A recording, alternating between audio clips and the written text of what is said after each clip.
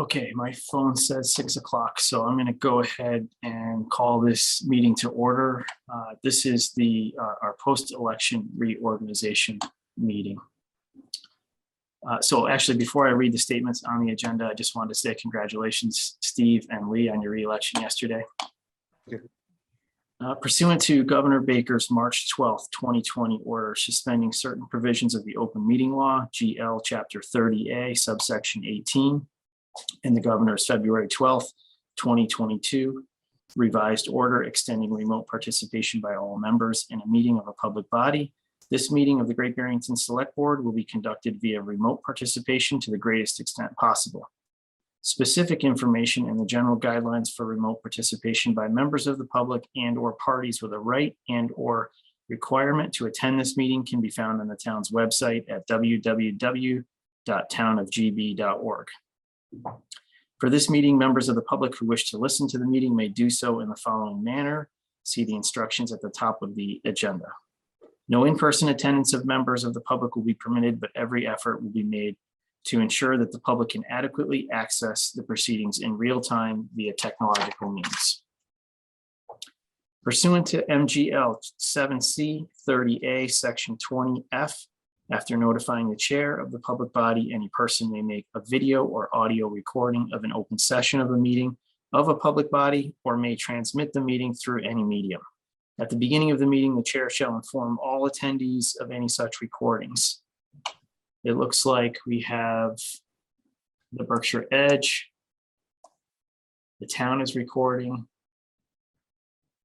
And possibly the Berkshire Eagle, although I don't see anybody specifically on at the moment. Any member of the public wishing to speak at the meeting must receive permission of the chair. The listings of agenda items are those reasonably anticipated by the chair, which may be discussed at the meeting. Not all items listed may in fact be discussed, and other items not listed may be brought up for discussion to the extent permitted by law. So let's get started with a motion to nominate a chair for the upcoming year. Motion to nominate Steve for chair. Second. Okay, we have a motion and a second. Any discussion? Okay, roll call vote. Garfield. Aye. Eric. Aye. Ed. Aye. Lee. Aye. And Steve. Aye. I will pass the meeting off to you, Mr. Chairman. Thank you very much for your support, board members. I look forward to this year. Do I have a nomination for vice chair? Motion to nominate Lee for vice chair. I second it. Any other nominations? Seeing none, roll call vote. Garfield. Aye. Eric. I'm going to vote aye. Can I just make a statement Of too? course. I just like to, I don't know how it always works, but I just in the future just would like to see the vice chair rotate every few years. That's all.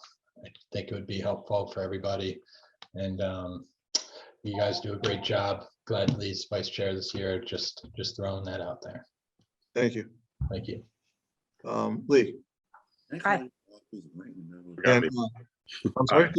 I'm sorry, Ed. That's okay. Aye. And aye, it's unanimous.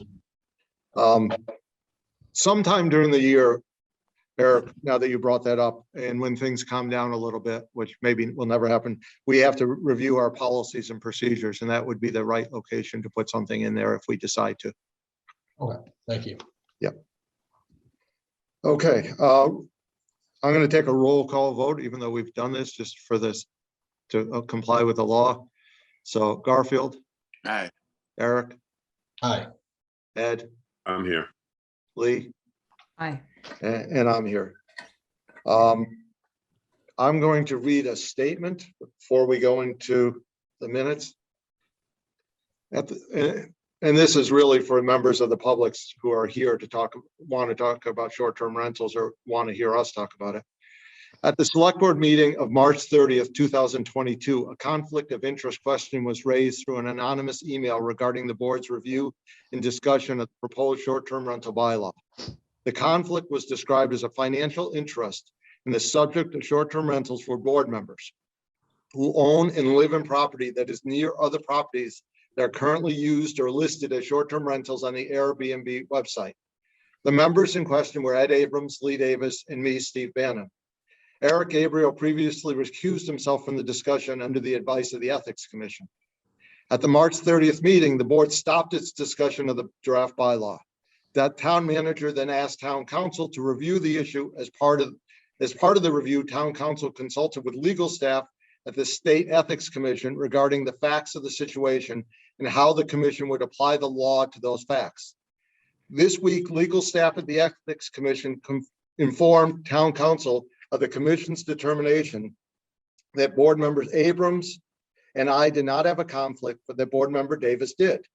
The Ethics Commission based its determination on the location of board members' properties and the distance between those properties and the applicable short-term rental properties that were identified. Legal staff advised that if either board member Abrams or I did choose to take part in discussions of the short-term rental bylaw, it would be appropriate that we file a disclosure of the particular facts of this situation with the town clerk under section 23B3 of the Conflict of Interest Statute, chapter 268A of the general laws, which is the so-called appearance of conflict provision. I have filed a disclosure with the town clerk's office today describing the situation, stating my view that I can act objectively in this manner. At this time, we intended to continue this discussion and vote on this matter at a meeting of the board during the week of May 23rd. I would like to give Select Board Member Davis an opportunity to continue her discussion with the Ethics Commission staff, as I would with any other board member in a similar situation, on whether she is conflicted or not. If anyone's dealt with the Ethics Commission, you know there's a lot of gray area and there's a lot of moving parts. So Lee is in process of discussing this with the Ethics Commission. So to make a long story shorter, we hoped and plan on discussing this on May 23rd. So tonight we will not be discussing the short-term rental, including on the warrant. We will pass over those parts of it until the 23rd. Approval of minutes. April 11th, 2022. I make a motion. Yeah, I make a motion to approve the minutes of April 11th, 2022. Second. Any discussion? Roll call vote. Garfield, Aye. Eric, Aye. Ed, Aye. Lee, Aye. and I. It's unanimous. Select Board's announcements and statements. Garfield? Yes, I have something that I wrote down. I didn't want to screw it up. I'd like to read it if I could. Of course. All right. 1 year ago today, I was elected to this position. I thank the folks of Great Barrington and Housatonic who put their trust in me and elected me to the Select Board. I've enjoyed my first year. I'm looking forward to trying to do my best for the people of Great Barrington and Housatonic. Thank you. Thank you, Garfield. Eric, Nothing at this time. Thank you. Ed, Nothing except that I've also filed the conflict of interest form, similar to yours. thank you. Lee? Nothing. And I have nothing. Town managers report. Thanks, Steve. I don't have anything new to report tonight, so I'm just going to repeat a few things that I mentioned at the last meeting. The letter that the board drafted requesting that Housatonic Waterworks provide bottled water reimbursements and filtration to those most impacted by the Royley water was mailed. I just wanted to confirm that was mailed last week, both regular and certified mail. You've all seen that final draft. And as I mentioned last week, the Select Board will meet in executive session to continue our strategy sessions with our attorney on Wednesday, May 18th at 6 o'clock, 1 week from today. That's all I have. Thank you, Mark. Licenses and permits. Molly Amstead of Berkshire South Regional Community Center, 15 Chrissy Road, for a one-day beer and wine liquor license for their Welcome Summer Festival on Saturday, June 4th, 2022, from 11 a.m. to 4 p.m. Hi, this is Molly Amstead speaking on behalf of Berkshire South Regional Community Center. June 4th, Saturday, from 11 to 4, we'll be having our second annual Welcome Summer Festival. Just to name a few things, we'll be having nonprofit booths, arts and crafts vendors, live entertainment, food trucks, and a raffle. The beer vendor will be Shire Brew House, and they have confirmed there'll be a tip certified server as well as IDing everyone. Thank you. Do I have a motion? I make a motion to approve a one-day beer and wine liquor license for their Welcome Summer Festival on Saturday, June 4th, 2022, from 11 a.m. to 4 p.m. to Molly Amstead of Berkshire South Regional Community Center. Do I have a second? Second. Any questions of Molly or discussion? Seeing none, a roll call vote. Garfield, Aye. Eric, Aye. Ed, Aye. Lee, Aye. and I. It's unanimous. Good luck, Molly. Thank you. Public hearings. Eugene Richard of Price Chopper, 300 Stockbridge Road, for a beer and wine package store license. James Collins, manager. Do you have a motion to open the public hearing? Make a motion to open the public hearing. Second. Roll call vote. Garfield, Steve, I think I maybe have to recuse myself at this point. okay, thank you. Eric, Aye. Ed, Aye. Lee, Aye. and I. It's unanimous. I have a question or a hand raised, so I assume this is a process question. And Keith Patel, go right ahead. Just unmute yourself. Yes, Yeah, you can hear me? yes, we can hear you.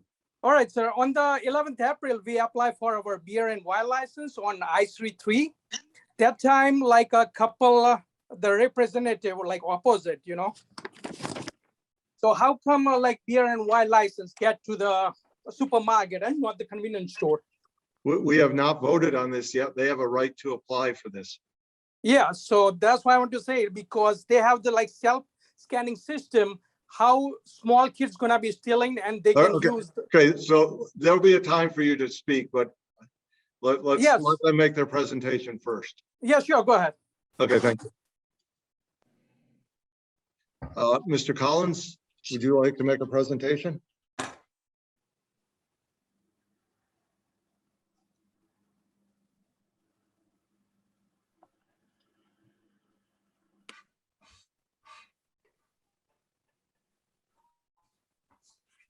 Or Mr. Richard, go right ahead.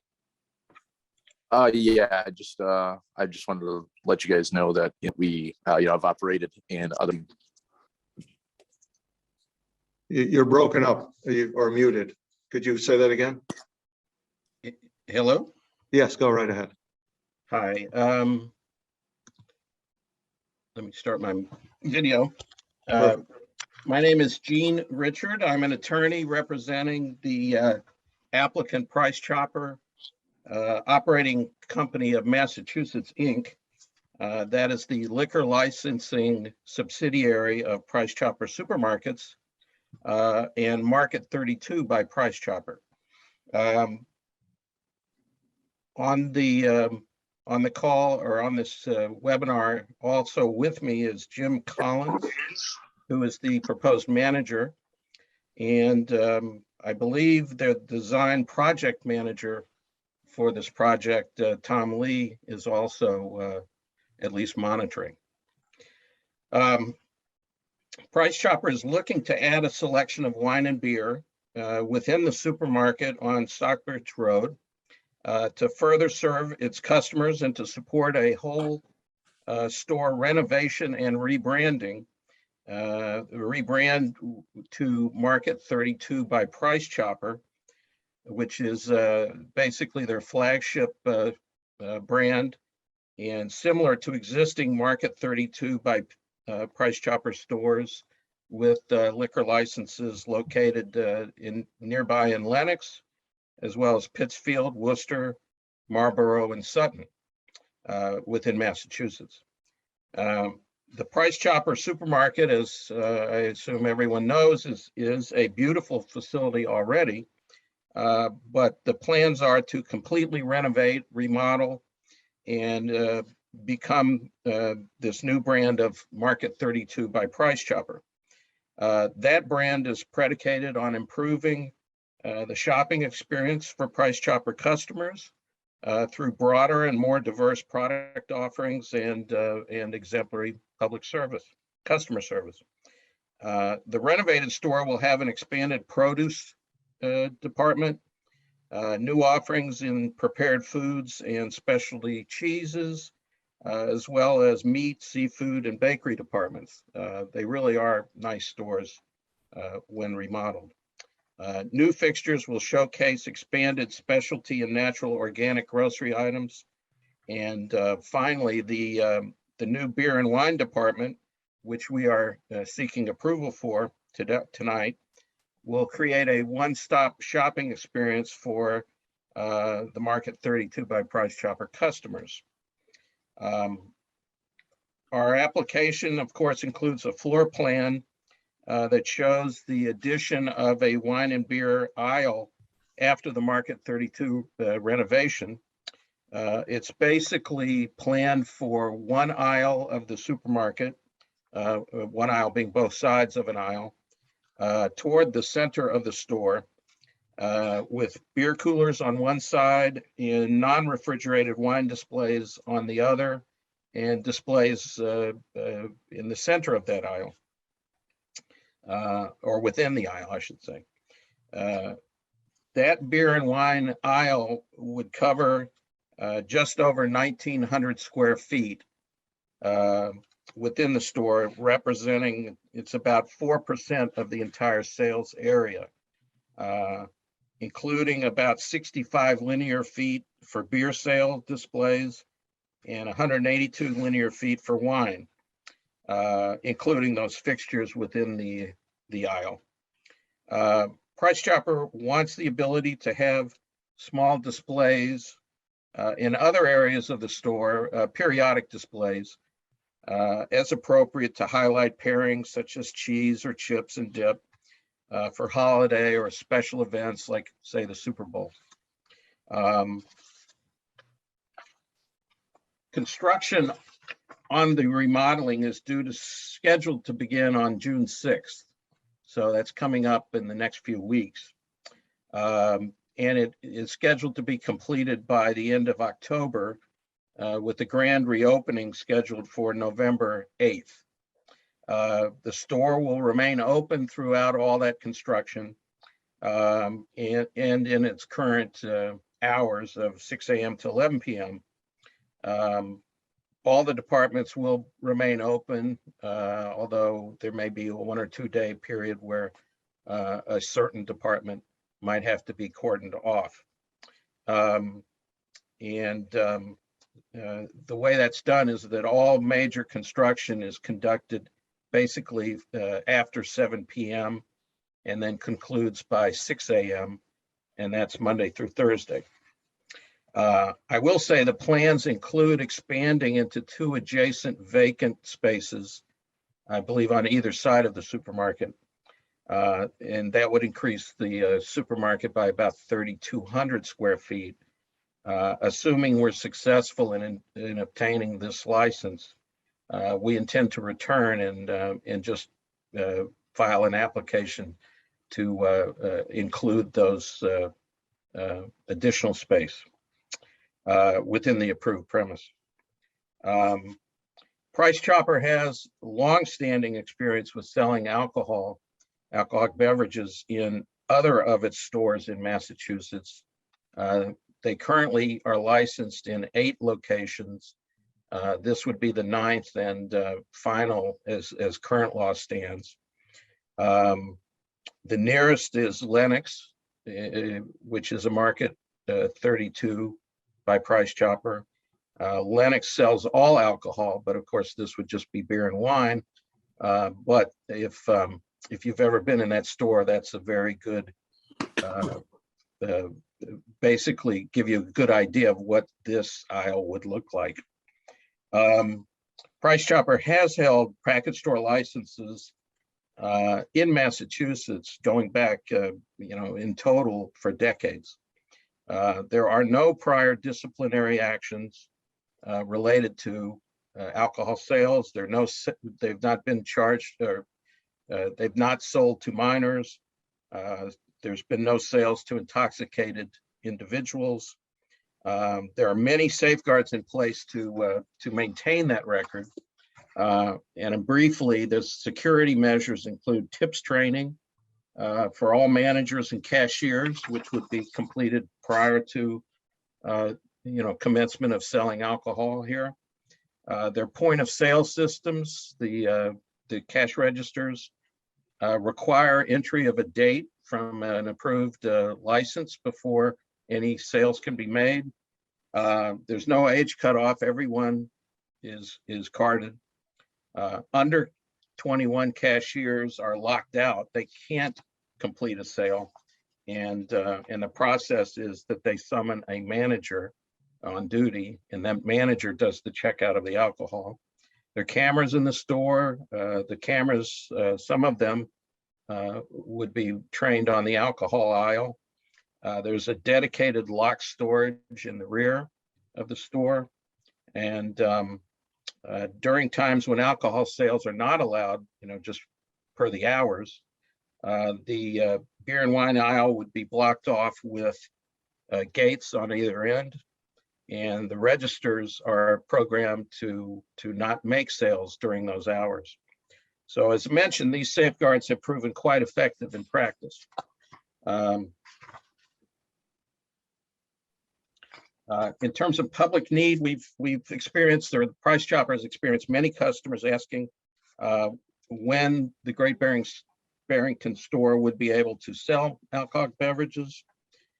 Typically, sales in supermarkets are to existing grocery customers who uniformly like the convenience of one-stop shopping and being able to pick up wine and beer offerings at the same time and place as they shop for groceries. That's a convenience that is helpful for customers and appreciated, particularly in winter weather. Many people like not having to make an additional stop. And the ultimate proof of that consumer or public need is the sales experience of Price Chopper, where wine and malt selections are a popular item with its customers where it is now available. Briefly, the manager, Jim Collins, is also very experienced with managing stores that sell alcohol. He was born and raised in Great Barrington. He's worked for Price Chopper for almost 40 years, 39 and change. He has about 20 years experience as a supermarket manager, including some years ago, Great Barrington, and approximately 15 years as a general manager in stores licensed to sell alcohol, including Pittsfield and most recently up in Lenox. He is tip certified. He's personable, diligent, and I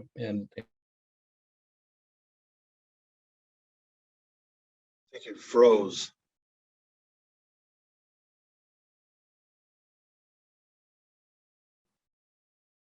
Okay, we need him to come back so that we can ask questions.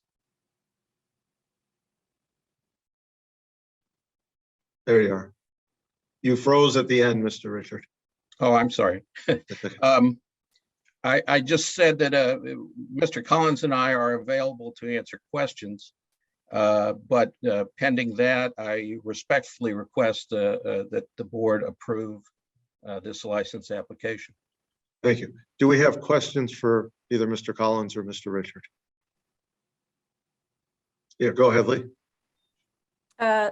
Thank you, Mr. Richard and Mr. Collins. My question centers around the periodic displays that you spoke about.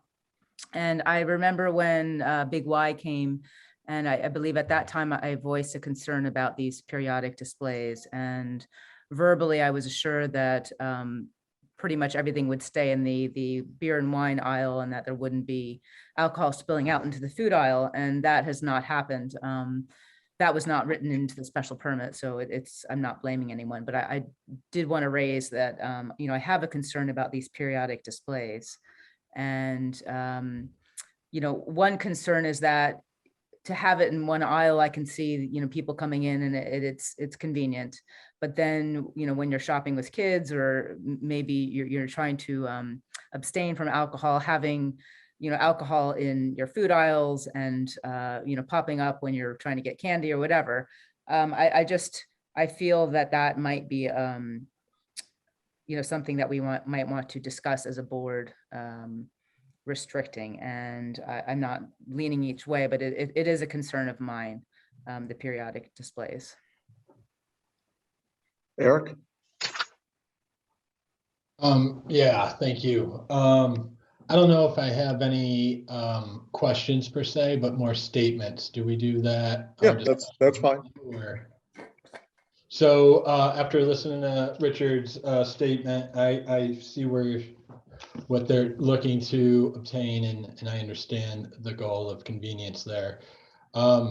But to be honest with you, I'm uncomfortable with Great Barrington and it having every grocery store having a package store or beer and wine in it. We have many residents that the temptation's too great for them, and this would give them no options to go shopping without the temptation of buying beer or wine. I think we owe it to our residents to keep one of our grocery stores alcohol-free. Lee mentions Big Y. They have more alcohol in there than they have organic food from the looks of things, and that situation makes me upset. And I know it makes other people uncomfortable. So I'm not comfortable with Great Barrington in every grocery store having alcohol for sale in it. So that's my opinion. Thanks, Eric.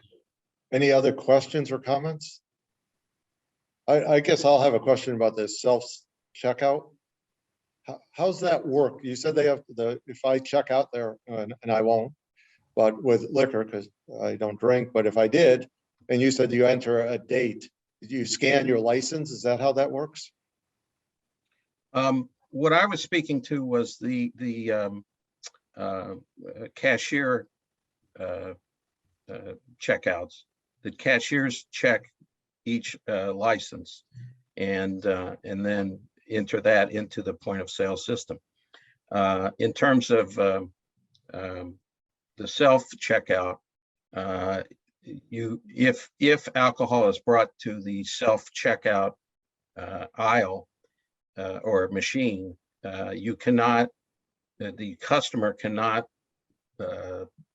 complete the alcohol sale without a manager or the staff who is around those systems to assist people have to come over and I check the ID and enter the approval within the even the automatic register.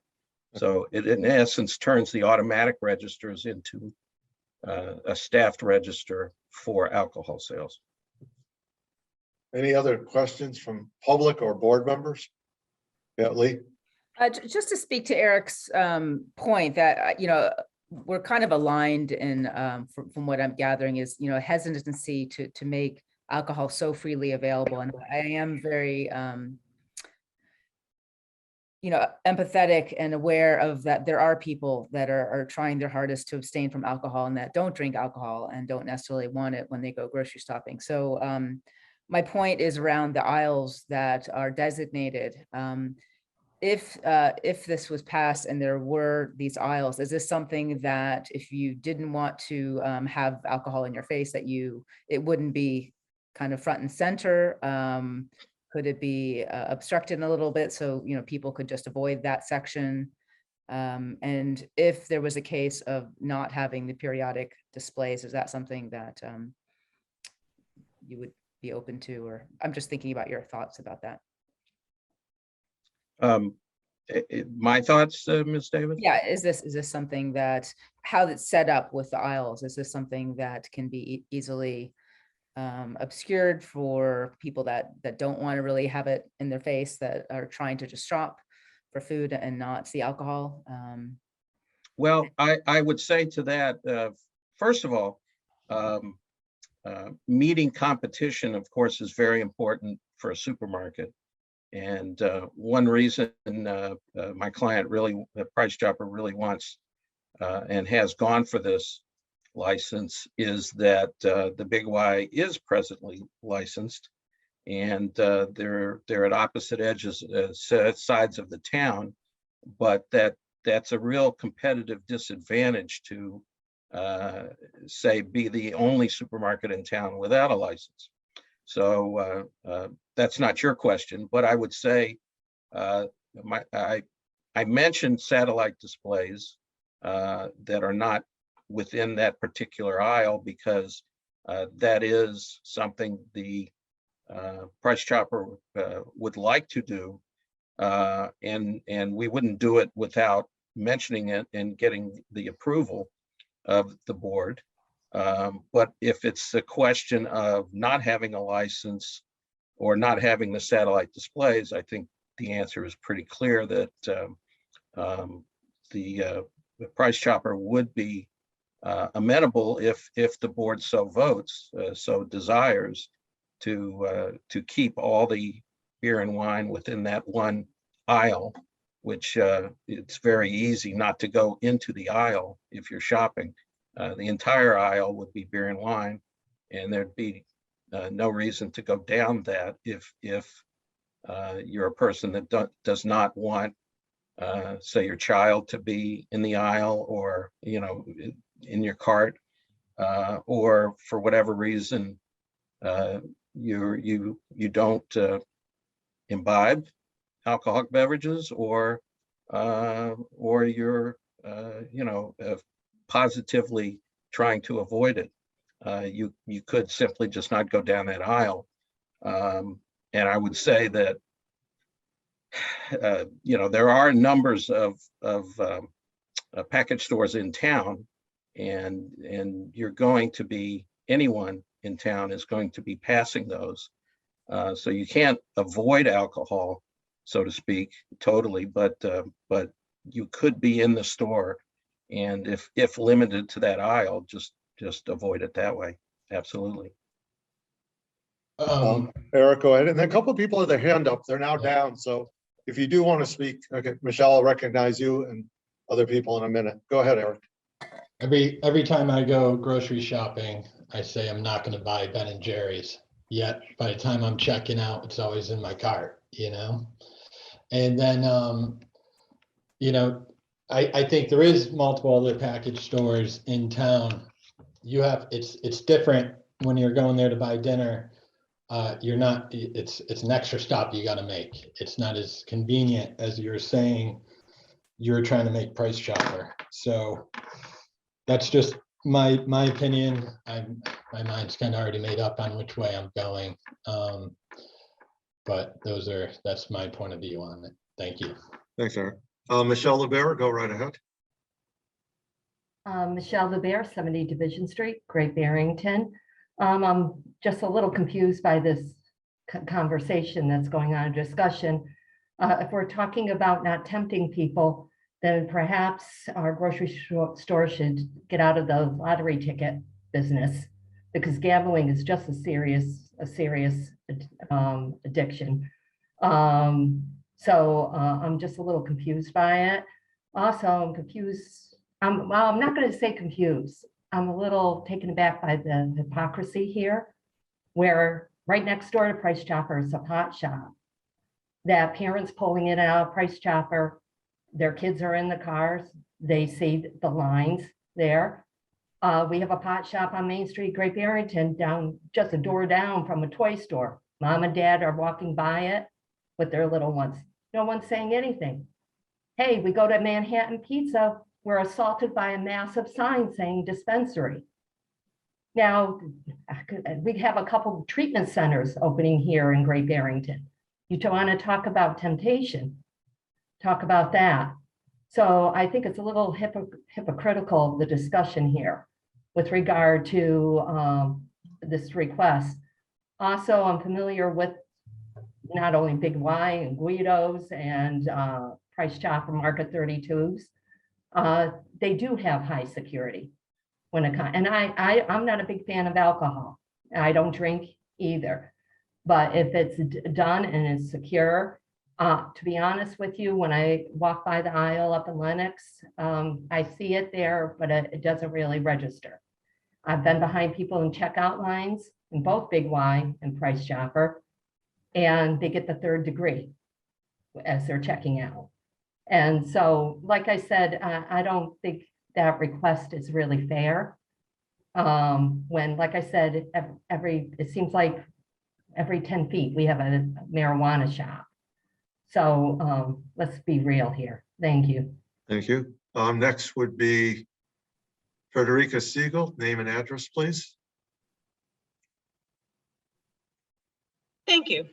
I have a grandson who's allergic to peanuts, but they keep Name selling. and address, please, just to start. Sure. Frederica Siegel, 27 Round Hill Road.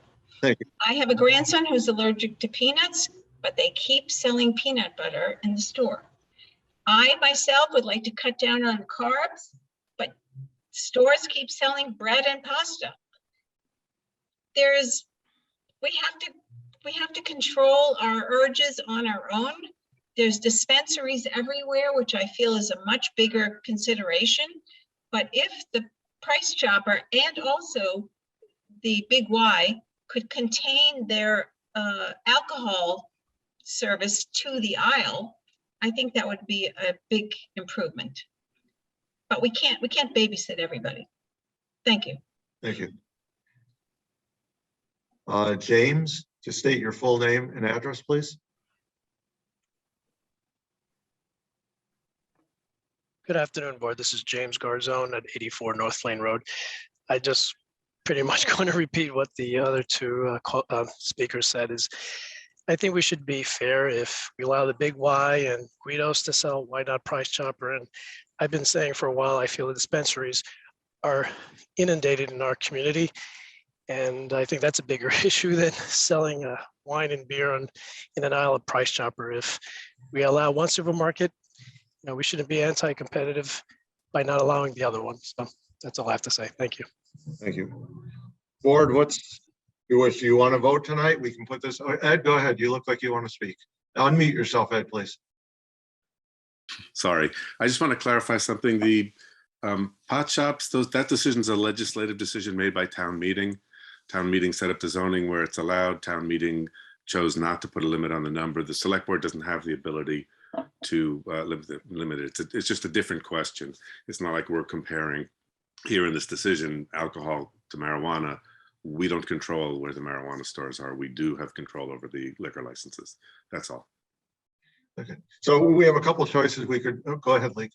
Oh, no, I wanted to make a suggestion, but not, I wanted to throw a suggestion out. Yeah, go ahead. Time, are we still? Oh, so, I'm trying to kind of find a middle ground, and my suggestion would be to grant the license, but put a condition that the satellite displays are not allowed, that it's limited to the aisle designated for beer and wine. The other choice we have, which you have a right to do this, is for a variety of reasons, we could put this off for 2 weeks to our next meeting. I, for one, have not been to the Lenox store and thought about it, and that may entice me to change my vote one way or another. I don't know how Ed feels, Eric and Lee. There's no rush for me either, so whatever it takes for the board to make a decision, I'm fine. Yeah, I don't have a problem. I don't know about the applicant. They were going to start construction soon, it sounded like, but I don't know. Right, well, we would be voting before June 6th. Okay. I'm sure he'd like a decision tonight, but I'd also like dinner, and I'm not getting it, so. So Lee, you can either, or anyone can make a motion to either approve this, or they can make a motion to put it off for 2 more weeks. I could make a motion for what I'm comfortable voting on and just see where the chips fall. Well, yeah. Or I can wait. I really, I guess the applicant, the 2 weeks, is that, I guess that would probably be suitable for you. Yes, when we would prefer that it be approved tonight, but if the board wants more time to investigate, that's certainly within your purview and would not be opposed whatsoever. Okay, So let's make a motion to close the public hearing first. okay. If it's going to be continued though, do we have to close it? Do we want to have more public hearing possibly in 2 weeks if we continue it, or? If you don't want to, if you want more input, then we won't close it. We'll just vote to continue. Okay. Yes, that's correct. I'd like to make a motion that we vote to continue to May 23rd. Select Board. Yeah, at 6 p.m. It At just 6 needs a date and time certain. The May 23rd at 6 p.m. Second. Just for some clearness, the 23rd meeting may start at 5:30. We haven't made that decision yet. But this won't happen till at least 6 o'clock. So that should be fine. So any other discussion? Roll call vote. Eric? Aye. Ed? Aye. Lee? Aye. And aye, it's unanimous. Thank you very much. Thank you. Look forward to seeing you in 2 weeks. Thank you. Is there a representative from Sam Scott Orchards here? Please raise your hand.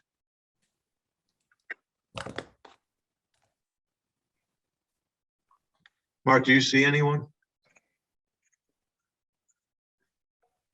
Don't. Okay.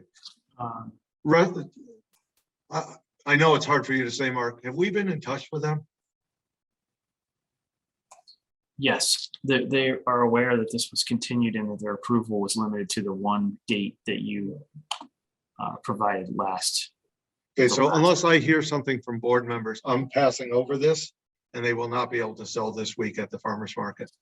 Because we've given them every chance. I don't know how hard it is to zoom in, but assuming that they knew about it, which they did, I think we had some questions.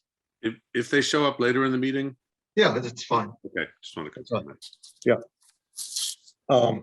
Okay, next we have Efrat David for permission to install a driveway at 10 Nob Hill Road. Efrat, do you have anything you want to say? Yes, I prepared a statement if I can Yes, read it. please. Thank you. So my name is Efrat David. My husband, Benny, and I have lived in Great Barrington for 30 years and for the past 10 years at 10 Nob Hill Road. This property has a right-of-way that was issued in 1959 and was never used. Our property has a circular driveway where one of its exits laid on the portion of the right-of-way. This circular driveway existed for at least 20 to 25 years, if not more.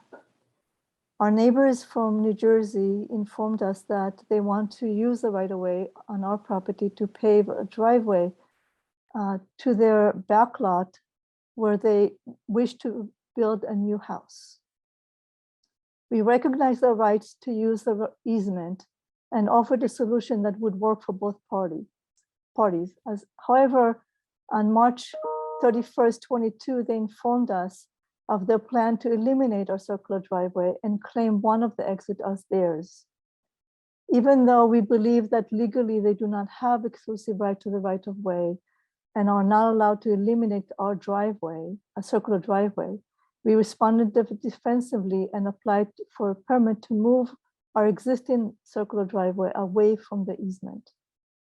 We are asking the town to validate that we are entitled to have a circular driveway, which is considered two driveways on a property.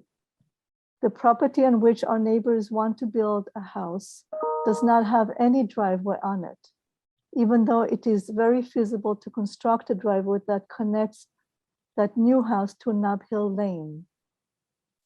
We recognize our neighbors' rights for an easement on a property. Their ability to make use of it to construct a driveway is hindered by the town's current driveway bylaws, not us. We believe that any property in town of Great Barrington has the right to have two driveways.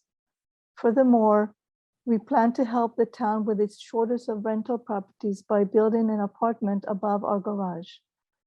We had already started working with a contractor and an architect for the past 6 months. Our neighbors believe that we have no use to our circular driveway. However, this driveway may be even more essential once we build this apartment. I'm open to any questions, and our lawyer, William Martin, is also present if there's any questions for him.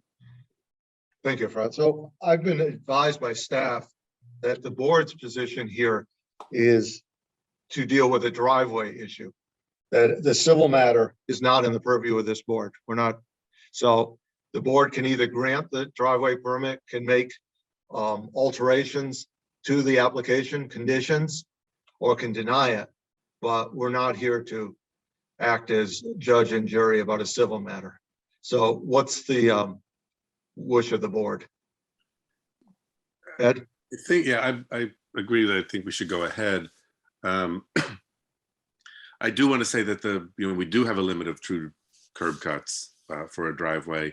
And if a decision, again, like you say, Steve, a civil decision outside of our hands says that the abutters have the right to put a driveway in that easement, we would expect them to remove one of their curb cuts in order to do that, if they're forced to do that. In other words, we're not granting a third curb cut.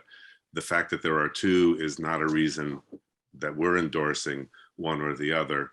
And I just want to make sure this is in the record, that what we're saying is, at this point, looking at what we're looking at, there's no problem with the second curb cut. But we are not saying, we're not weighing in on the civil matter, and they should be aware they may be forced to remove that curb cut if they have to put in the other one. So whoever's taking the minutes, was that said in a form that could be written down? yeah, I'm sure it wasn't. Sorry to ramble. Okay, I'm going to let a couple people speak, but I want to very briefly, because the matter on the table is the driveway permit, not the civil matter. So Alexandra Glover, go right ahead. Thank you, and I won't get into the civil matter. I am an attorney. I represent Sam Litvin and Robin Sheeman, who do own that property that Ms. David referred to. I think the board's position is exactly right here. I agree, for whatever that's worth. The reason I wanted to speak is not to waste the board's time, but simply to say that this is notice that this probably will be back before the board, and that the board is aware there is this issue. I think Ed said it best and said what I would have said in this regard. The only thing I want to correct in what I heard a minute ago is that the easement we're talking about that will no doubt be back before this board is the easement, a 30-foot right of way to access my client's property over the David property. It's reflected in a recorded plan that's attached to their very deed. So I did provide this board with some materials. We'll deal with the civil issue. I'm hoping that we will be back before the board with a joint application to correct this situation and straighten it out. Thank you. Thank you, Attorney. William Martin, name and address, please. Bill Martin and Olivera, Thank you. 75 South Church Street, Pittsfield. I represent the applicants. I wholeheartedly agree that this board's jurisdiction is limited to the permit application. I disagree that what happens in the civil litigation will determine whether or not the driveway needs to be removed.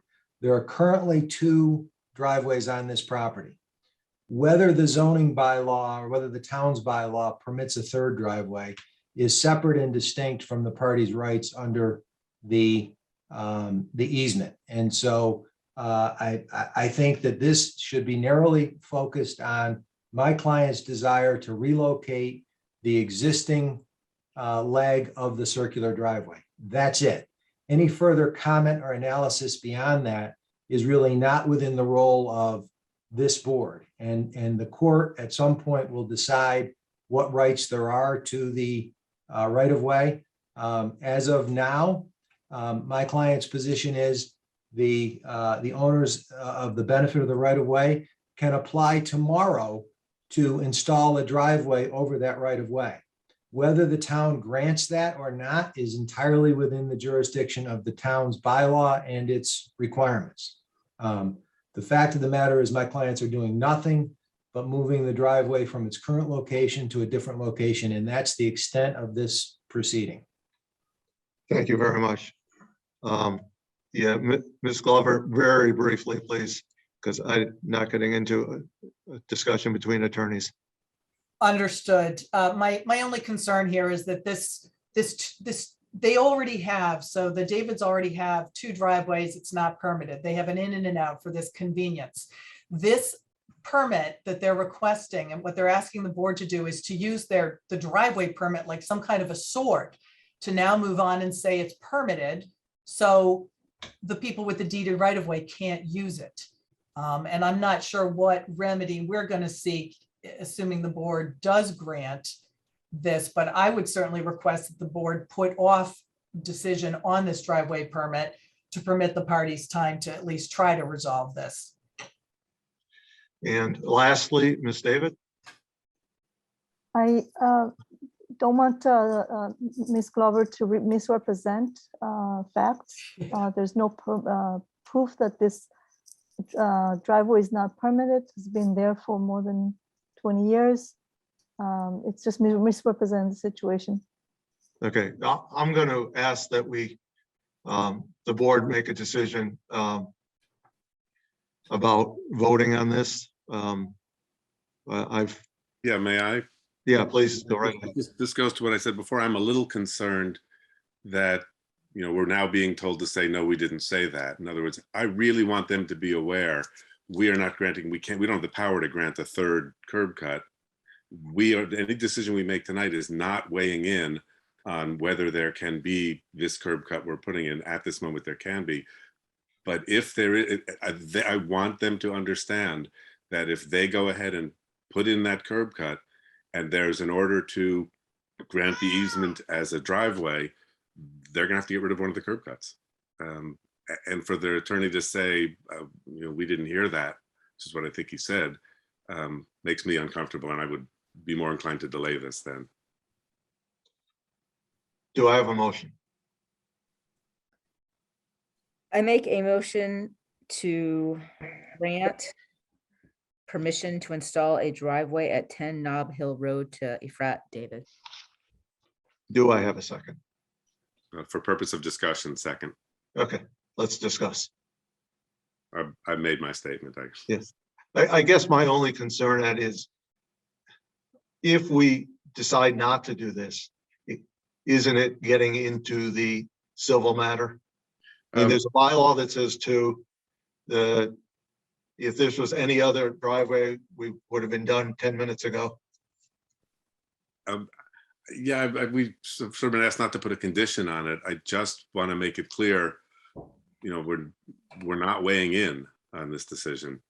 And if there is a requirement from somebody other than ours that a curb cut be put in, I assume our building inspector is going to require one to come out. And the fact that there's a second one there can't be the reason not to comply with some order if the order is given. Well, I don't know that anyone can order. Well, I do know that no one can order something that's against our bylaws. That's what I mean. So I don't want, for example, a court to say they are entitled to this easement, and then for them to be able to successfully argue, yeah, but we can't put another curb cut there because we already have the 2. Yeah, well, that's to me is up to the court. You're right. I think we're agreeing on the same thing. Any other discussion? Yeah, go ahead. I'm just kind of on the fence for both. I mean, I think both of you have made good points. So I'm just uncomfortable in general. And I don't feel like I have enough clarity really to know what the best thing is. Do we don't have any staff that can guide us, or no? Okay. This is, I mean, in my mind, that this really is a civil matter, and that they chose to come before us, and we have to look at our rules and decide if this driveway meets what our rules and regulations are. That the rest is unfortunate, but if they've chosen to come before us, I assume this is just going to speed litigation up, if nothing else. All right. So let's try a roll call vote and see what happens. Garfield, Aye. Eric, Aye. Ed, No. Lee, Aye. and I. It passes 4-1. Thank you very much, everyone.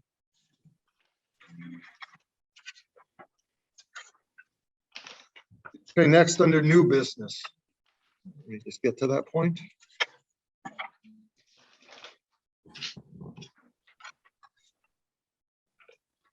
Lisa Eisler and Matthew Skierpack for permission to install driveway at 20 Alford Road.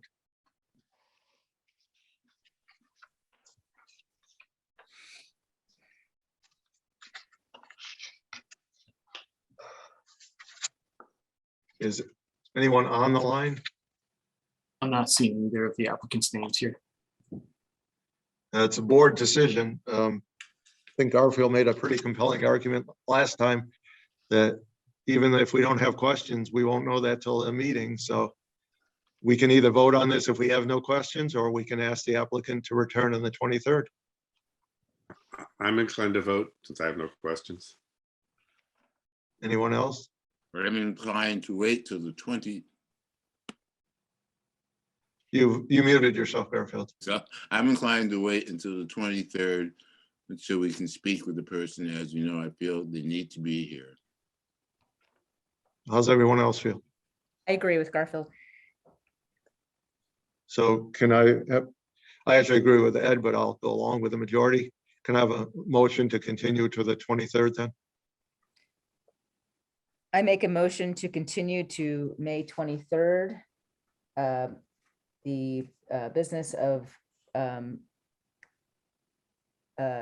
Ashley Isler and Matthew Skierpack, excuse me for making a terrible situation from that, for permission to install a driveway at 20 Alford Road. Do I have a second? Second. Okay. Any discussion? Again, we have no questions. I don't know why we make them do this and Yeah. delay it. So Well, go ahead, Garfield. I'm sorry. Myself, as I stated before, I think it's principle. They're adults. They need to be here. This is their turn. This time to speak. And if you don't feel important enough or think it's that important to be here, then I think you need to be here. So roll call vote, Garfield. This is to continue. Aye. Eric, Aye. Ed, No. Lee, Aye. and no, so it's 3-2. We continue it to the 23rd. And just to be clear, 90% of the time I would agree, Garfield. I just think this time we don't have any questions. We might as well just move it on, but I do understand the principle of it and respect the board's vote. Okay. Next, the select board vote to waive or exercise the town's chapter 61 right of first refusal on 2 parcels on Lake Buell Road identified as 0.615 acres designated as parcel A, a portion of existing parcel 38.1 of assessors map 42, and 0.492 acres designated as parcel B, a portion of existing parcel 38D of assessors map 42, both parcels to be conveyed to the abutter and removed from chapter 61 status. And Chris, in English, please. Can you hear me okay? Yes, we can. Hi, Chris Rimbold speaking. And I know the attorneys for both parties are present. Mark, thank you for promoting them to panelist status in case the board wants to hear from them. As the board is probably aware, when land is in the chapter 61 tax assessment program, the town has a right of first refusal. There's a lien on the property, and the town has a right of first refusal to meet bona fide offers for sale, or to assign its right of first refusal to another party to meet that bona fide offer, if the board feels that that land is better kept in a conservation or recreation program. Our process, which is a kind of a recommended process, is to review these first with the Conservation Commission and also with the Planning Board to get their input as to the conservation value and relative value to the town of these staying in chapter status, or the town exercising in some way its right of first refusal to buy the parcels and keep them in a conserved status. You have in your packet tonight comments from both the Conservation and Planning Board in that regard. And I think that the applicants can explain to you the swap that's happening and hopefully answer any other questions. Is that clear enough? That was very clear. Thank you. If one of the attorneys would like to say anything, that's fine, or we can just ask for questions from the board. This is Attorney Susan Smith speaking, and I'm happy to answer all your questions. I don't want to take any more of your time. Thank you. So board members, do we have any questions? So do I have a motion? I make a motion to vote to waive or exercise. Is that what I'm saying? Waive. Thank One you. or the other. Yes.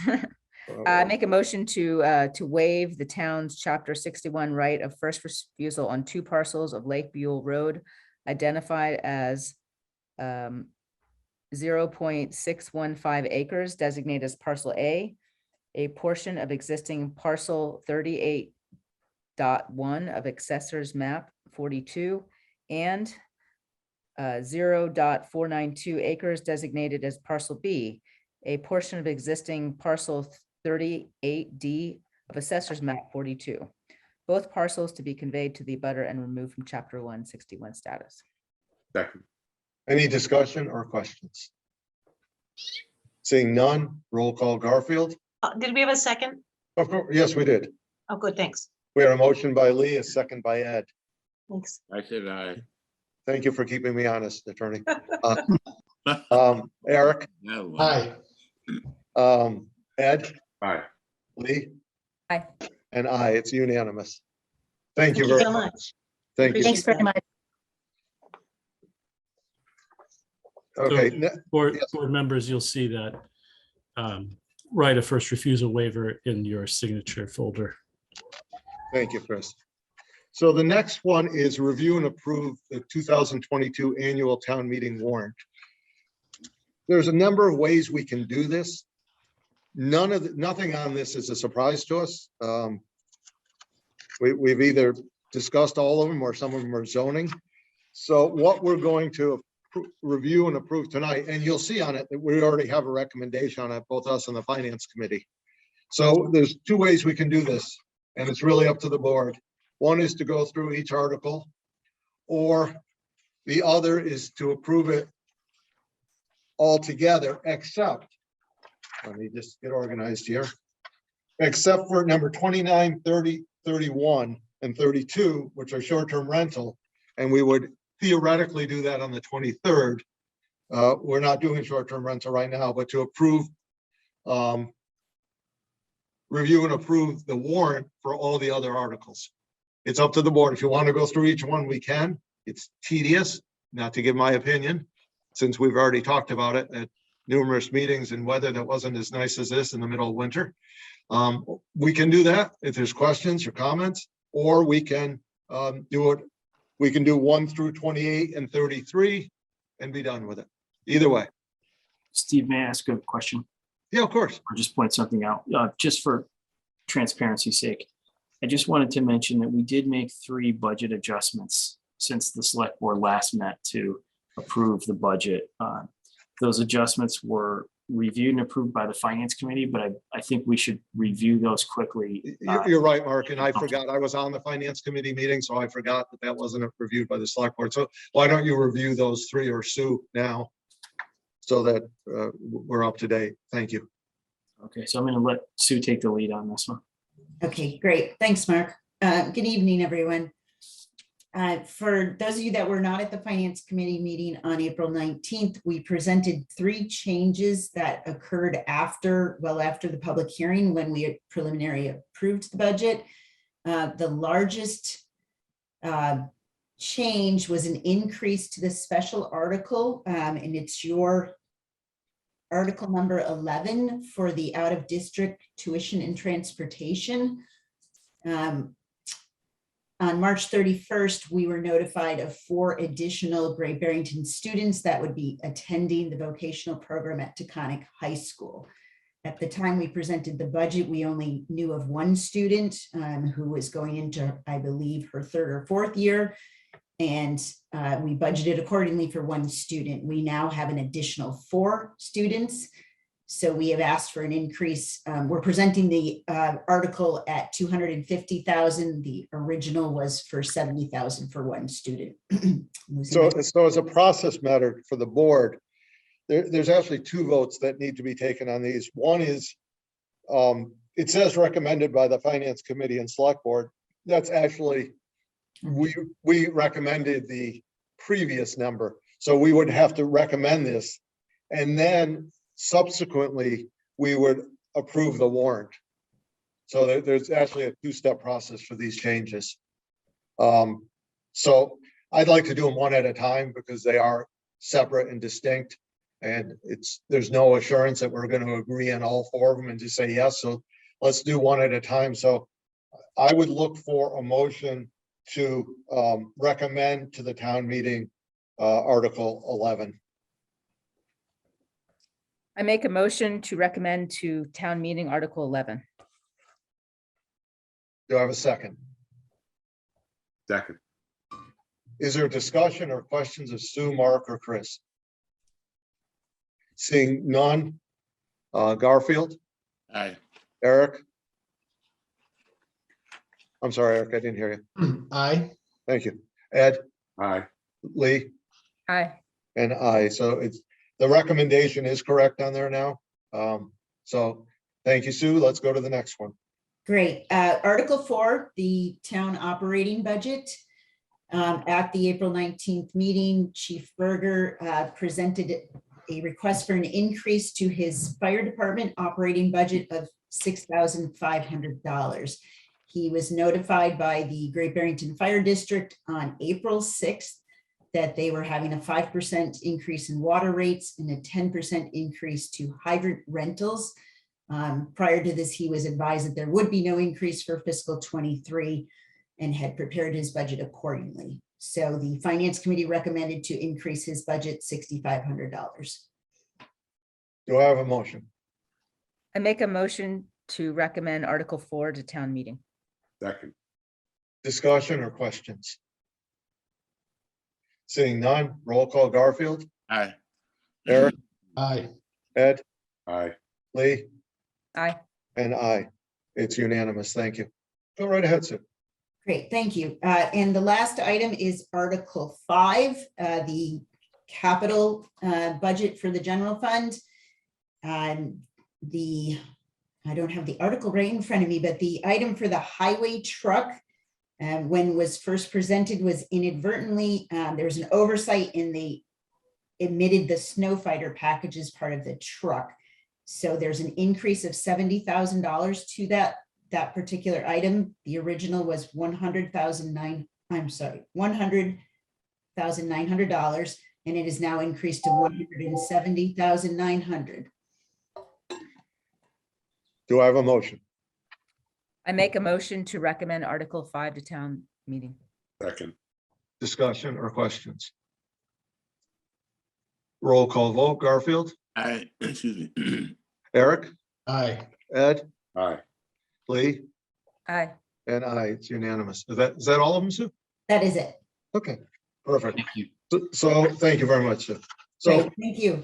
what is the board's desire? Do we want to just, and I don't mean this in any slight way, let's see, what's the right term? Approve the warrant of Articles 1 through 28 and 33? Or do we want to go through each one? I'm ready to do them as a group. So am I. So am I. Okay, Lee or someone can have a motion? Can I, I'd like to make a motion to approve the Articles 1 through 28 and Article 33 to town meeting. Second. And this, for those of you who are new on the board, and we did this, I don't know, last year, we're also setting at least as far as we can, the order that it's in. Now, that can change at town meeting. The town meeting can change the order, but we're also setting the order. I'm not saying that in a bad way. The order seems fine. I just want to make sure everyone's clear that what we're doing here. Okay. Any questions or comments? This would be a roll call vote, of course. Garfield? Aye. Eric? Aye. Ed? Aye. Lee? Aye. And aye, it's unanimous. Thank you very much. In your packet, and there's not going to be much discussion unless the board wants to have much, but I don't think that there will be, is the town manager's evaluation for this year. It is once again excellent. Amy and or Carmen did a summary, and then everyone's individual evaluation is in the packet. And I just want to congratulate Mark on another excellent evaluation on a year that seemed more difficult than the last, and we didn't think that was possible. So if board members want to say anything, they're welcome to, but otherwise we've made the evaluation public. I just want to say thanks to Mark, first year in. He's been very helpful and answering my questions always very quickly. And it's been great to work with. And I'm happy that we have him here in Great Barrington. Anyone else? I just wanted to say I appreciate the feedback from the board, and I look forward to working with you in the coming year. So thank you. Thank you. And unfortunately, for some people, I've worked with many town managers and superintendents, and Mark's been a real joy to work with, as most of the others, because I've been able to get along with him. But he's done a really good job in some really trying times, and I can't stress that enough. What a difficult year this has been. So thank you very much, Mark. Thank you all. Citizen speak time. And just as a reminder, we will not be talking about short-term rentals. Michelle, go right ahead. Thank you, Chair. Michelle Lubert, 70 Division Street. With the short-term rental on the agenda, I thought this was going to be a much longer meeting, so I prepared a written statement. So please forgive me if it comes across a bit cold. I'll go ahead and start. On Friday, May 6th, I was traveling on Van Duzenville Road on my way to work in Lenox. As I neared Fort Mills, a large empty car carrier pulled out in front of me. I followed the large truck down Van Duzenville Road, and I continued to follow it up Route 183 until about the Berkshire Botanical Garden, where it turned right and moved on towards Stockbridge. The speed on this route goes about 30 to 25 to 35, then 40 on the strip that heads towards the Botanical Garden. This vehicle was exceeding those limits. As I followed the truck, I tried to keep pace with it, but when I started going above 45, I pulled back because I didn't want to violate the speed limit myself. I pulled over, I called Breno, one of the Fort Mill owners, and reported the truck's speed to him. We had a friendly conversation. I stressed that I didn't want to get the driver in trouble, but the truck was going too fast for the area, and I wanted to alert him to it. Now, being good weather, more and more walkers, cyclists, and others are on the road. Adding massive trucks or high speed to this is a recipe for disaster. Breno assured me that he would address it. He then said that he was asked to meet with the town, regarding a noise complaint that had been made. He didn't tell me who he met with, but he did tell me that he was told that once the Division Street Bridge was reopened, he should direct his trucks over that bridge. As a resident of Division Street, I was alarmed by this comment and relayed my concerns to the chair of the Select Board. If what I was told is true, this is, in my opinion, yet another example of the town of Great Barrington, instead of addressing an issue, the truck complaints, simply redirecting the problem to another area. And oftentimes this area is Housatonic, more specifically Van Duzenville. Fort Mill's massive trucks have been an issue, as voiced by North Plain Road and Van Duzenville Road residents and others. This business, as with other business ventures on Van Duzenville Road, have grown exponentially with little oversight, if any, by the town of Great Barrington. When it comes to commercial or industrial businesses operating in residential areas, size does matter. During a December 16, 2019 Select Board meeting, the Division Street Bridge was discussed. A Band-Aid solution was discussed. When asked about enforcement of speed, the response was, quote, "We don't have a fully developed plan as to enforcement." When truck weight limits were raised, the response was, quote, "It is impossible to enforce," close quote, "the weight limits." For me, such comments do not inspire confidence in town leadership. During the same meeting, the Formels transferred their license over to the new owners. Brenna was there in front of the Select Board, as was I. I stated, quote, "My only hope is that the new owner conducts business the same way as the Formel family. When I'm out in my yard, I hear little noise coming from Formels." Brenna stated, quote, "Our main goal is to keep it the same as it has been doing." Select Board member Abrams asked whether it would be a similar business.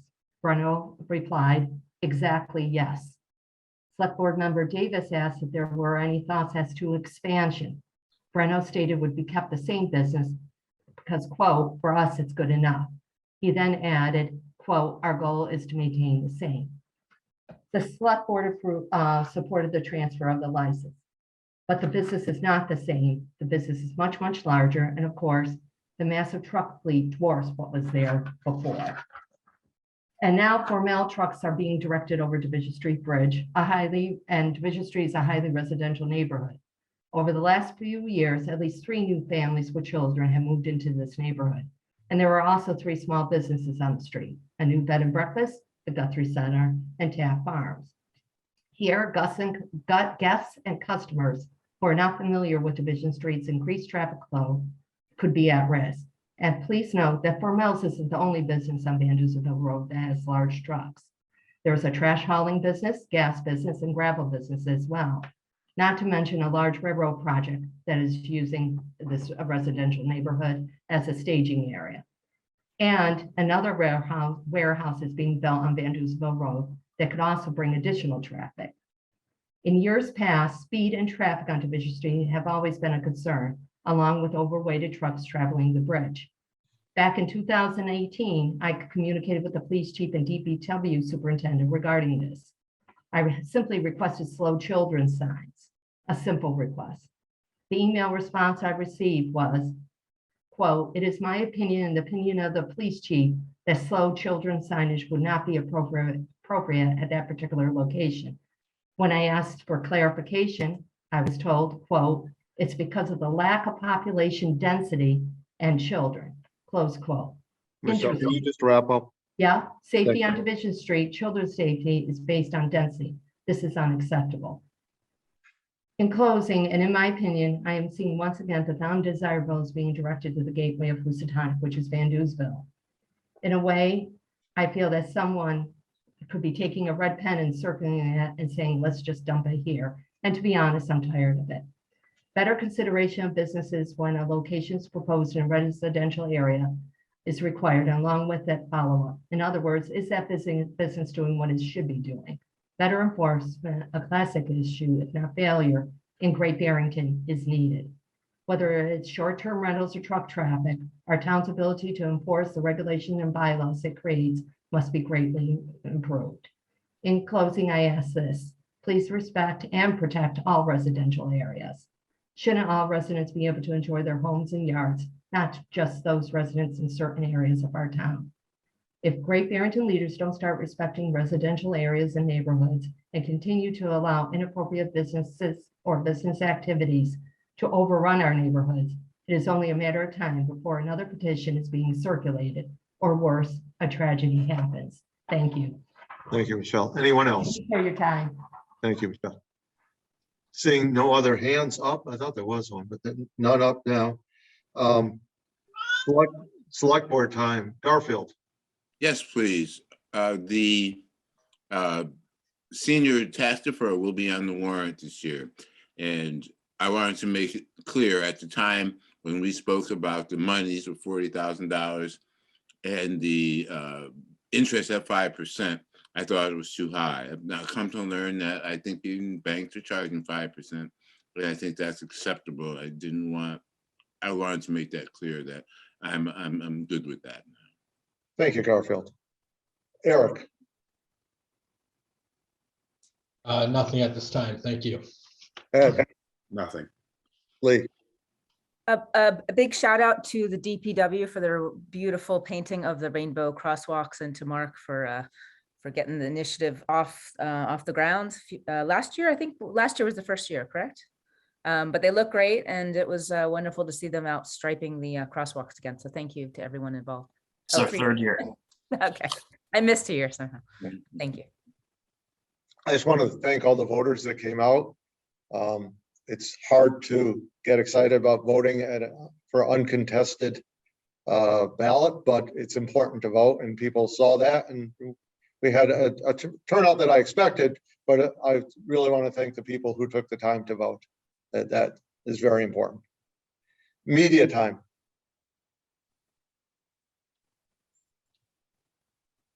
Seeing none, by unanimous consent, we are adjourned. Thank you very much, everyone. Mhm.